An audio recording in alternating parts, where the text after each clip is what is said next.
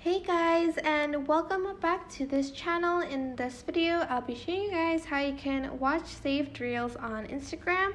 So I'm just going to go to Reels and save this. So press the three dots and select save.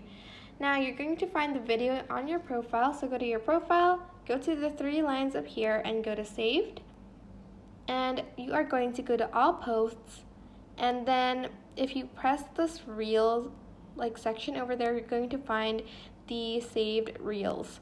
And that is basically it. I hope this tutorial was helpful for you guys. Don't forget to like, comment, share, and also subscribe to this channel if you haven't done that. If you have any questions, just leave it in the comment section down below and I will try my best to answer them all.